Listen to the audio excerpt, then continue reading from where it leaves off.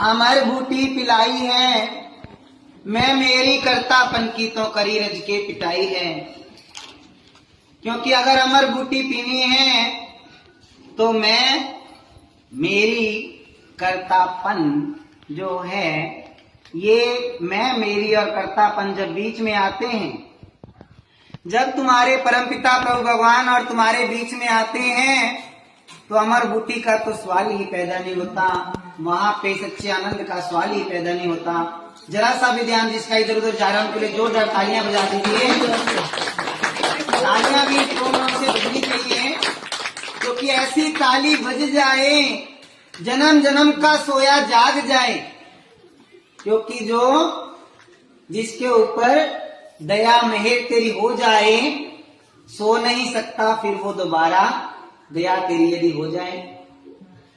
तो ऐसा जागना है कि सोते हुए तो जन्म बीत गए, सोए कैसे कि ऐसे सोए अपने भगवान को, अपने पिता को ही भूल गए, अपने भगवान पिता को भी भूल गए, अपने आप को भी भूल गए।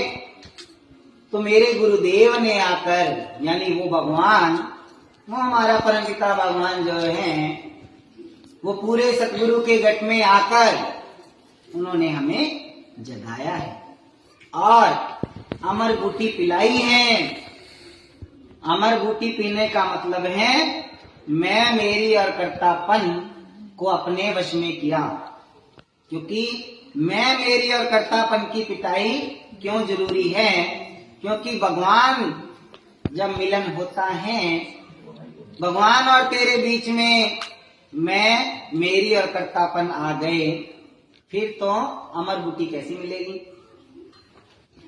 क्योंकि जब तो चाहे कितना कर ले, तब तो चाहे कितना कर ले, लेकिन प्रभु को ना पाएगा रे बंदे जब तक इस मैं को ना मिटाए। और मैं मिट नहीं सकती, कल बताया था, मैं मिट नहीं सकती। संत महापुरुष कहते हैं कि जब तक मैं को ना मिटाएगा, चाहे कुछ भी कर ले, अगर मैं है तो मैं उनको पसंद नहीं है। जहां पे मैं मेरी है वो पसंद नहीं है।